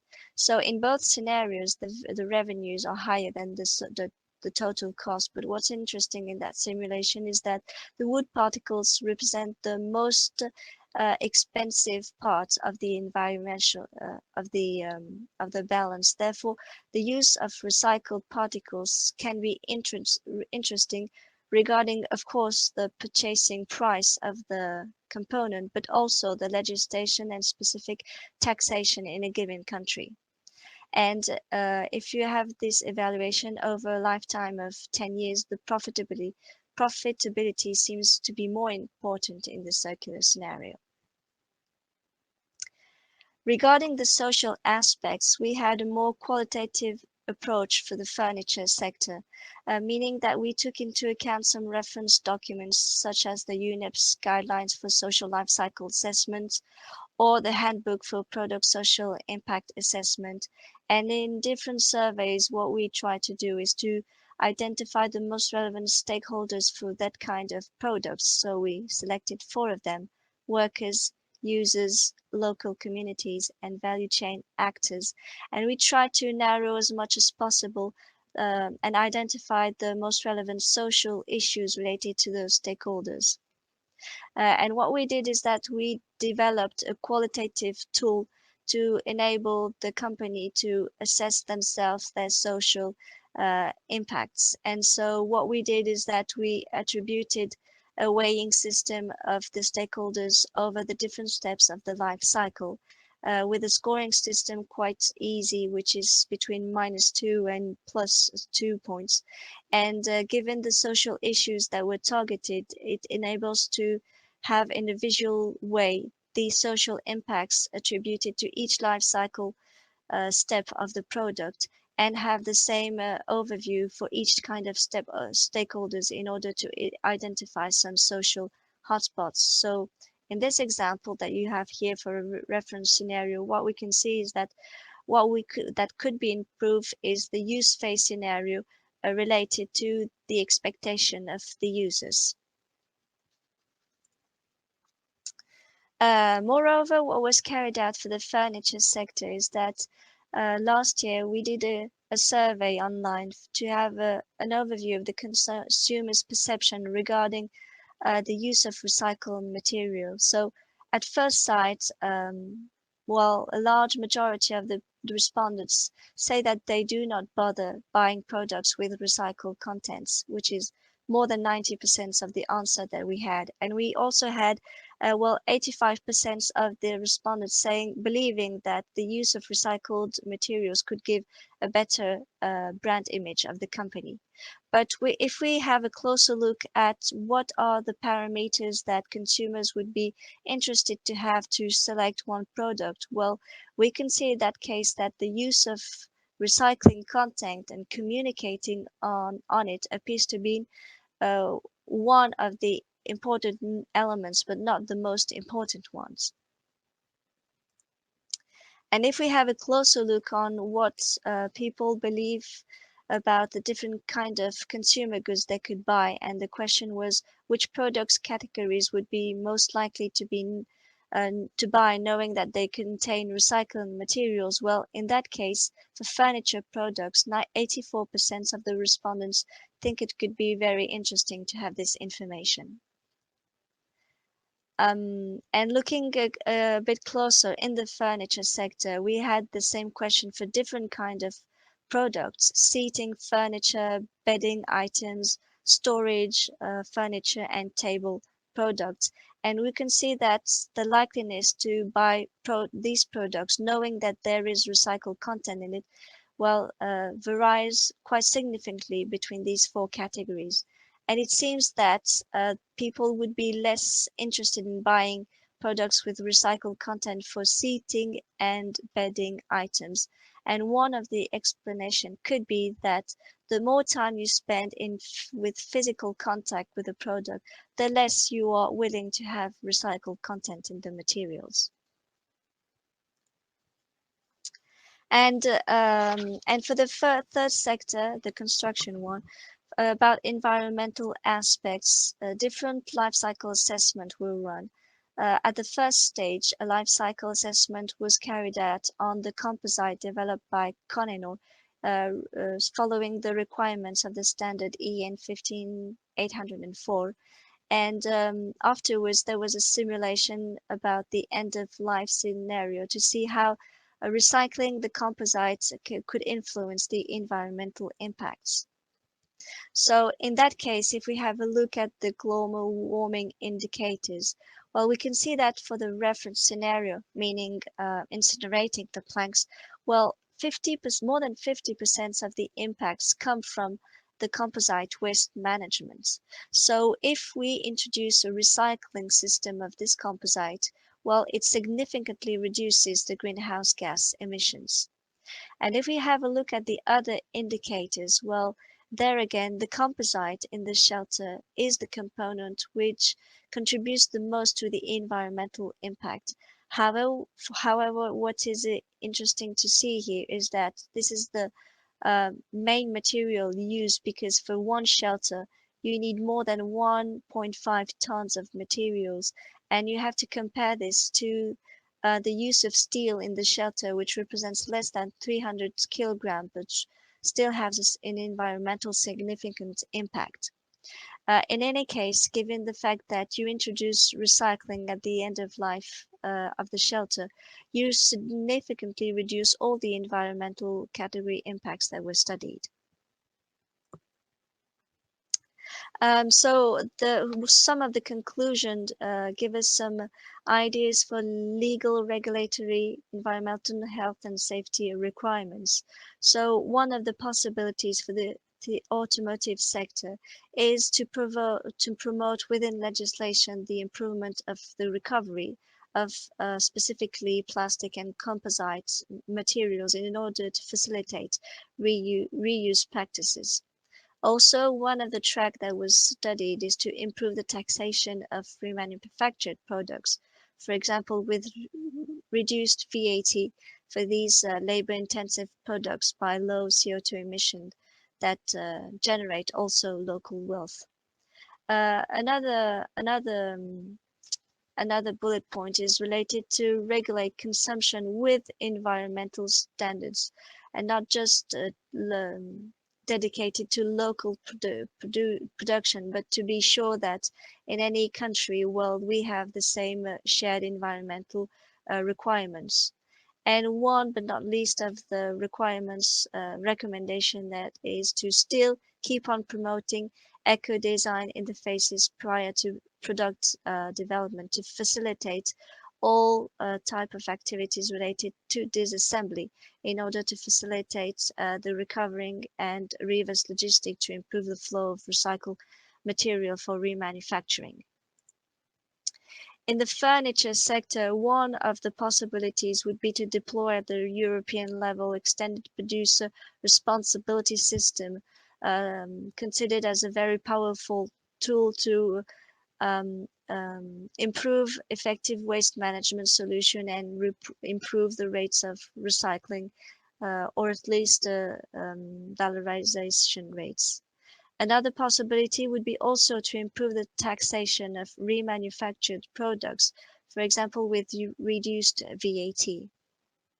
Another important aspect is to reinforce labeling regulation to inform the consumers about environmental but also social impacts of the products that they want to purchase. And one sector that could lead and show the example would be the green public procurement that could promote even more circular economy requirements, and not just environmentally speaking, but also from a social point of view. And finally, also promote eco-design strategies to reinforce the capacity to disassemble or reassemble products, facilitate repair, refurbishment, and remanufacturing.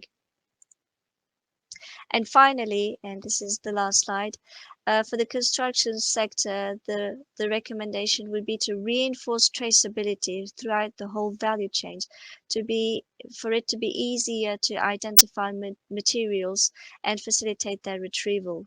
And other aspect that was already mentioned previously would be to tighten regulation on the recovery and recycling of GFRP waste by, for example, banning the possibility to landfill wind turbine blades. Thank you very much. I'm at your disposal if you have any question. Thank you, Emily, for contribution. Don't go anywhere. We still want to have a short answer, a question and answer session. So if you could just stay on for a little bit longer. First, we will go into a more general question that we have for our coordinator, Luis Romeral.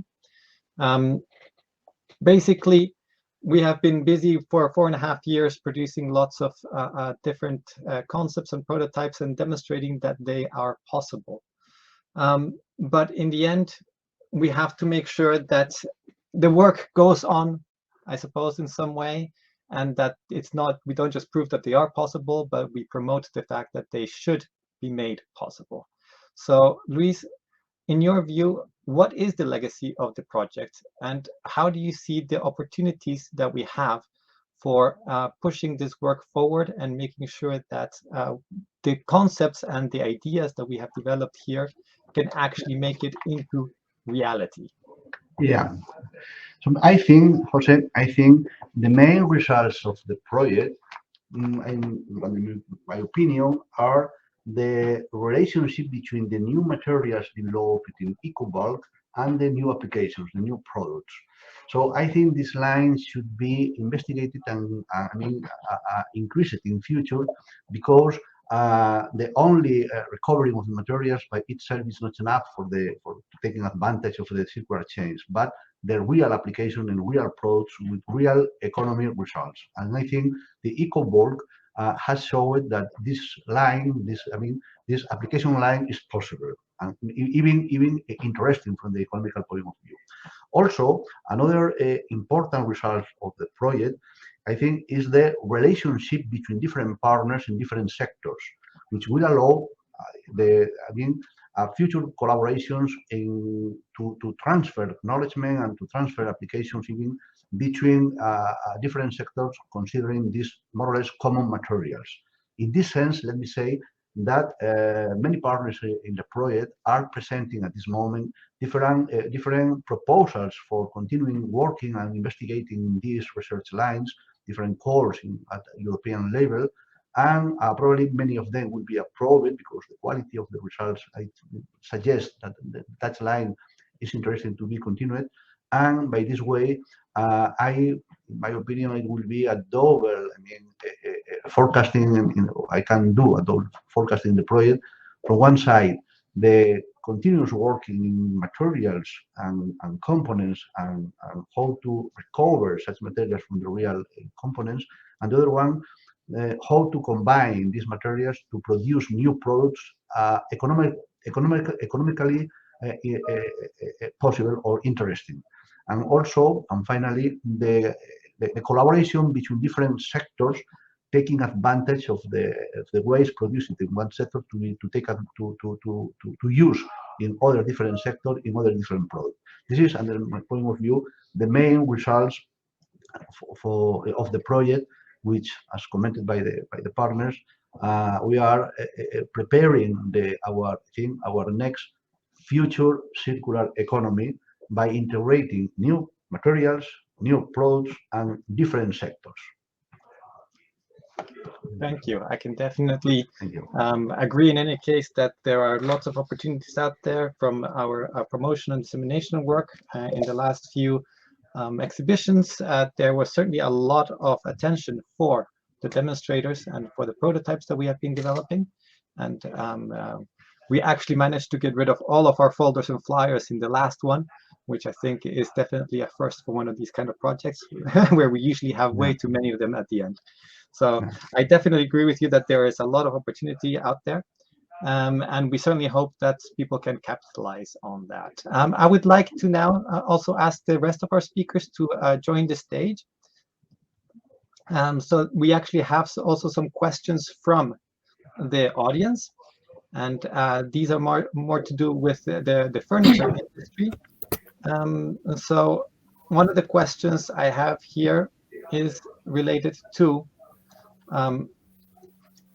the binderless particle board, which I believe is what Anna Ferberg was working on, or maybe Giovanni can say something about that. I don't know if Anna is still available. She was supposed to speak on behalf of the particle board, but that was not possible in the end.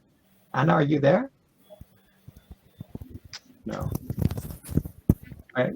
Maybe Giovanni, maybe you can tell us something about the binderless particle board that was being researched by the materials team, or Daniele?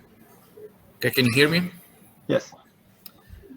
Okay, I'm reading the question about the exposed edge. Is it right? Is this the question? I'm sorry? I'm reading the question about the reduction of formaldehyde. Is this the question? Yeah, so of using binderless particle boards, and whether this would be available commercially at any stage. Do you know anything about those kind of developments? Well, there are many research activity in this field, in this regard. For instance, for our experience, we are working on low formaldehyde emissions from, for instance, new binders coming from natural products. At the moment, there are many research activities going on. The idea is try to replace the actual solution, but there are some issues, especially concerning availability of products, cost, and mechanical efficiencies as well. But there are many research activities going on, and probably in future, in short period, we will have probably new solution. I mean. Yes. There's also a question from Elaine Butler, who asks about the limit of 15% of the recycled particle board in the production of particle board. I do believe that is part of the materials story, which we managed to increase that up to 50% now with the new low formaldehyde versions of the binders. So basically, we expect that can be increased up to 80% given further research, as was also outlined by Daniele. And last, for Giovanni, maybe also, she asks that a furniture manufacturer is purposely not leaving any exposed edges in the particle board to help reduce off-gassing of formaldehyde. Is this something that you are familiar with, and is this a strategy that you think might work if you are?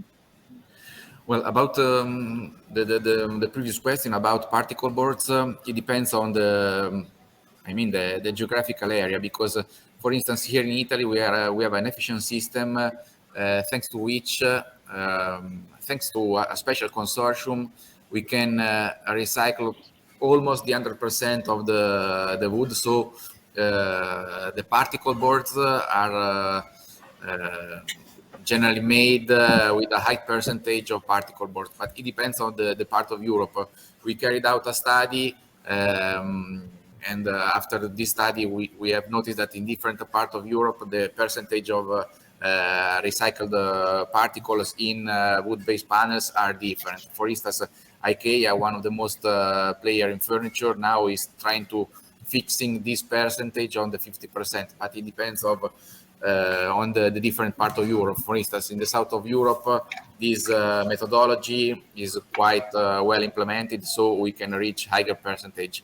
Whereas in other part of Europe, the utilization of wood is different, so we have different percentage. But there is this new challenge to reach the 50% for more or less the whole European situation. About the formaldehyde emission, the reduced gassing emission, doesn't leave any exposed edge. Yes, this could be the solution. For instance, in our laboratory, when we make tests for the evaluation of formaldehyde emission, we cover the edges in order to avoid the emission, especially in the first days after the production, because it is the period when the emission are at the highest level. So this could be a solution, but generally the edges are all covered, and especially for the execution test, we cover again with another layer of edge. Okay. And moreover, if I can add something more, is that different studies have been carried out regarding that topic, and the cover on the particle board is a very efficient barrier to formaldehyde emissions. Simulations have shown that having a cover, melamine or finish foil or other covers, reduces by 80% already to sometimes more than 90% the emissions of formaldehyde. So covering the edges is a possibility, but it's not going to make a big difference. And what's important also to know is there's a very specific kinetic of emissions of formaldehyde, and the emissions mainly appear during the manufacturing process and the first days of the product lifespan. So if one of the recommendation, the most effective one, is to open your windows when you install the furniture, but it's not by covering the edges that will make the very big difference. Thank you for that addition, Emily. Now that we have you in that speaking, I was also thinking your work involved also checking with the general audience what they think of circular products and recycled products. And I know that we came across some maybe surprising results in that. And have you noticed a big change since the start of the project in how people perceive these kind of products? And what do you think the responsibility is within the manufacturers to maybe speed that along? I can give maybe a feedback from what we've seen happening in France within these 4 years for the furniture sector. If we take again the example of the particle board, we have a different situation compared to Italy, for example. And 4 years ago, it was a secret to say that, to know that you had some recycled wood particles in a particle board. And 4 years afterwards now, some companies are trying to communicate proudly about having now 50% of recycled wood in their particle boards. And regarding also the development of bio-based resins in order to have lower emissions of formaldehyde, 4 years ago, again, you had very little solutions or very expensive ones. And now you already have several commercial solutions that exist and are being used in different European countries. So there's been a big difference. And one of the aspects that is fostering that these changes is regulation. In France, you have very high requirements regarding circular economy, and this is changing a lot in different industrial sectors. And do you think that that regulation is a response to a consumer demand? And should the manufacturers be pushing that a little bit more? Yes, of course. Yes, of course. There's a lot of work going on to try to show to the companies that these new regulations offers new opportunities for them. Thank you. Olivia, now that we're talking about commercialization, and I was also wondering, when we look at the business models, we see that a lot of the business models are also being based on maybe different approaches from the consumers, or at least different consumer behaviors that might be necessary to enable those business models. But of course, the consumer behaviors might not show up until the business models are available. And the business models might not be available until the consumer changes their attitudes. So do we have a chicken and egg situation there? And how can we break that impasse if it's true? Yeah, I think possibly some of the business models, particularly the ones around, for example, leasing, and that trend towards not owning but having access to a product, hasn't necessarily come from an environmental or circular perspective, but it's come from other drivers, economic drivers, for example, or desire to have products more quickly, changing your products more quickly, or lifestyle changes, that kind of thing. So I think there's some underpinning trends that actually support transition to working with these kind of different approaches to accessing and using products. I think the danger with some of them is that not all business models necessarily have the same benefits from them. So a couple of examples there, the kind of assumptions that you make aren't always necessarily true. So for leasing, for example, that can actually be quite damaging in environmental terms if it doesn't take into account product longevity, if it doesn't take into account, how you can maintain the quality of your product, because obviously if you're leasing and you don't own it, there's less desire of owners and users to keep the product in good nick. So I think two answers to that. Is it chicken and egg? I think if the offer's good for a user, then it's likely to be able to be effective. But the other point is that we mustn't make assumptions about some of those business models and assume that leasing is good. Equally, we mustn't rely always on recycling, because I think what our project has also shown, particularly on the furniture side, as well as the vehicles, that actually product longevity is really important. So we mustn't leap straight to recycling as a kind of business model, that we need to consider these other elements in between as well. Yes, as the value hill shows, recycling really should be your last resort in circular terms. But also coming back to maybe consumer attitudes, we have also, for example, the automotive parts that are being designed. And Mario, you were busy with a 2K injection system that basically tries to incorporate recycled material, but covering it with virgin material. And that goes pretty much in stark contrast with John's approach with the Vianova vehicle, where they actually proudly present that material as being part of the Vianova system. So Mario, what do you think is the possibility, or is there a chance that you can convince some of your customers that they can also take advantage of that recycled chic look, and whether that could be valuable for the market? Yeah, do you hear me? Yes. Yeah, well, it's a good question. I guess, in my opinion, in my personal opinion, I guess that the solution should be in the table of the owners. Depends on what the citizens want to buy. It's not a technical issue.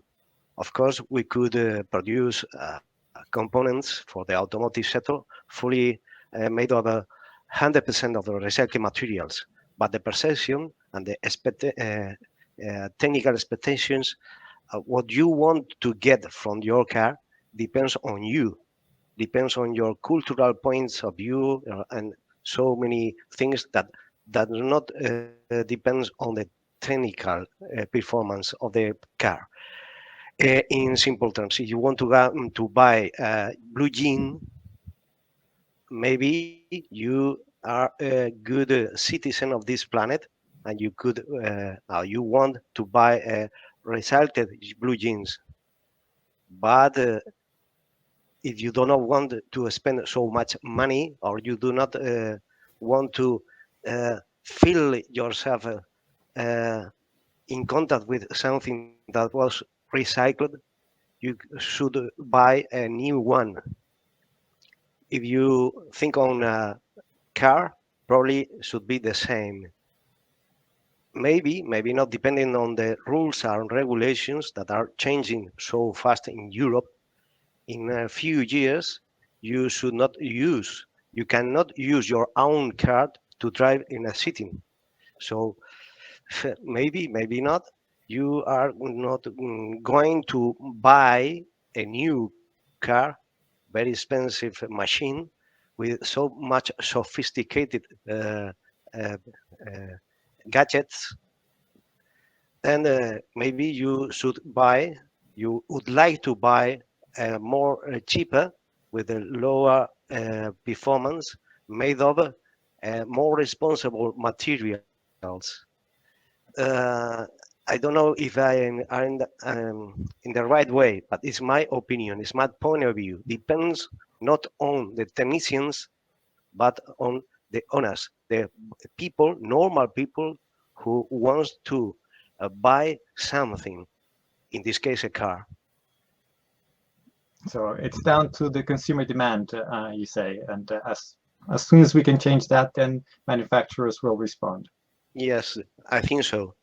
As I are in contact every day with the car makers and designers, we feel clearly that something could be changed from the technical point of view to fulfill all the requirements, but something should be changed for fulfill the new expectations from the normal citizens in Europe. Sure. Thank you. If I can turn to you, John, we have noticed that, at least that your Vianova vehicle has gotten a lot of attention lately, which goes hand in hand with a much more attention from the market, apparently, now for hydrogen fuel cell vehicles or electrical vehicles in general, which of course require, as you have been working on for the last 20 years at least, much lighter vehicles, really, which again points to the fact that maybe composites are a solution or a way forward in trying to make sure that we have very light vehicles that save fuel and also can be driven by lighter propulsion systems, I suppose. So how do you see that developing forward? Is that going to be a trend where people are going to be looking for more composite materials to replace heavier materials in cars? Well, yes, definitely.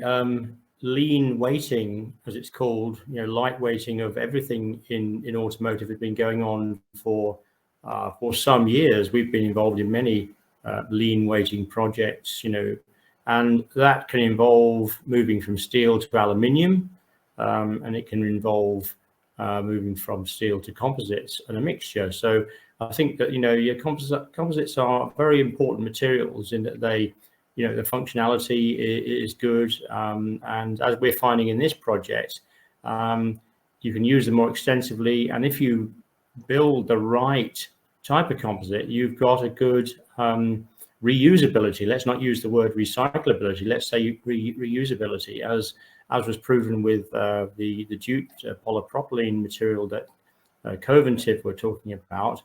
Even in second, third, fourth usages, there was very little change in the mechanical properties. And I think this is the important thing.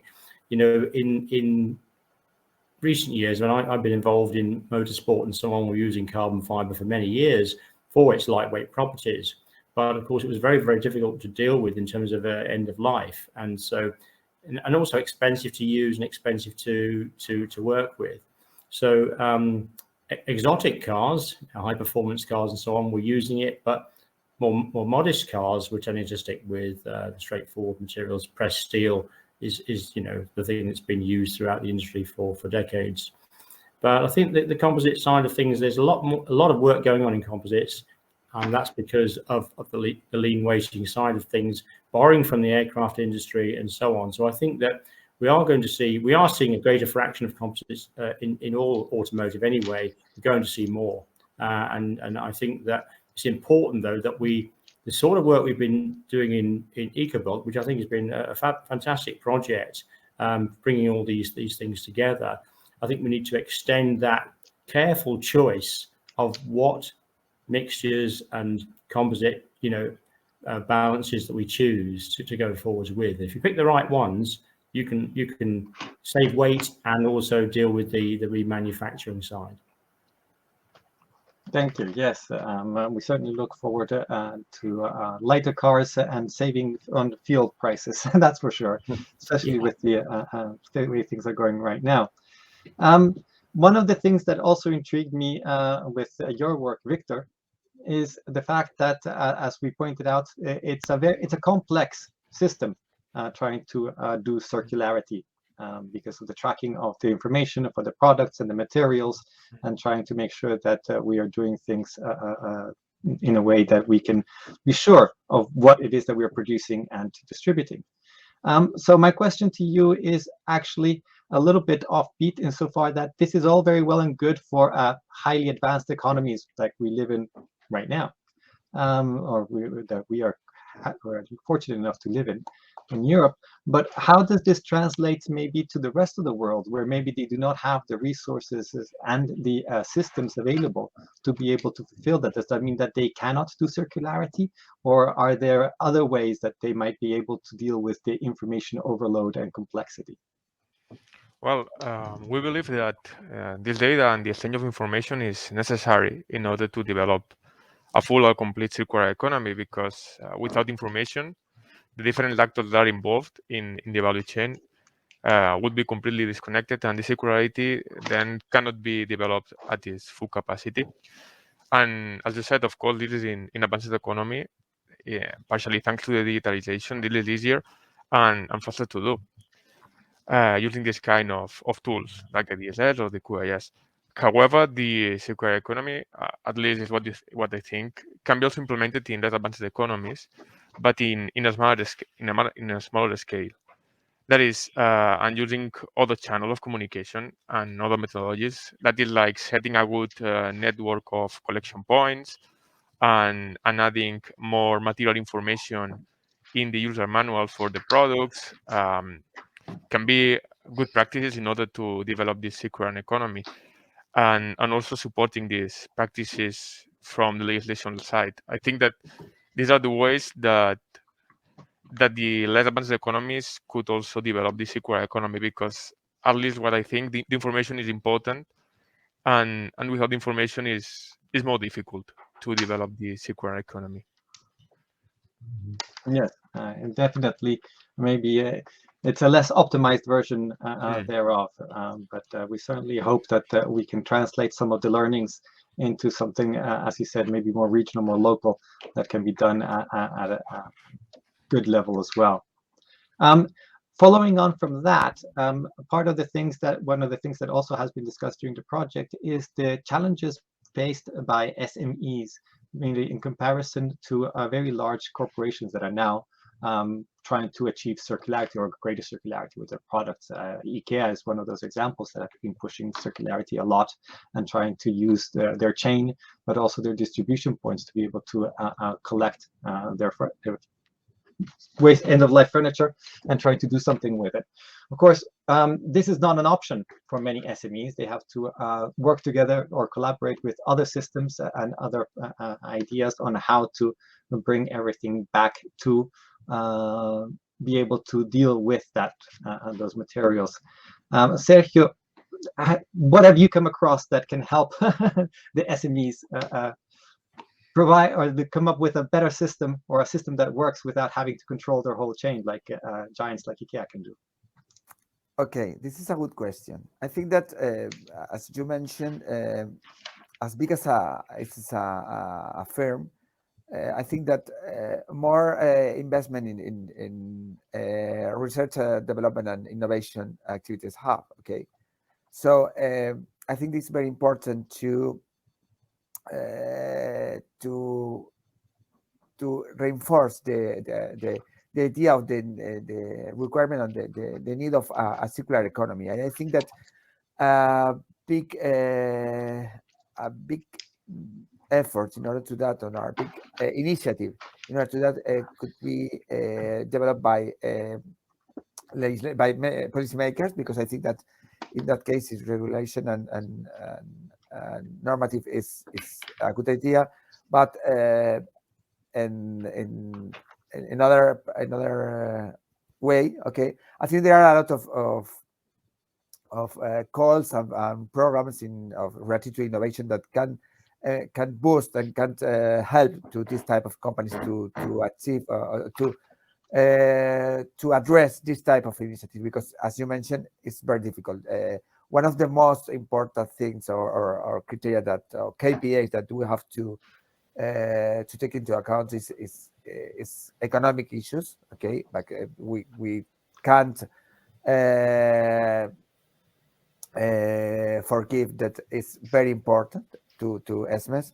So I think that it's very important to develop initiatives or to launch initiatives in order to promote this type of activities or this type of new business models of projects such as ECOBULK, in order to boost and to enhance this business to address this type of models, because it's very important.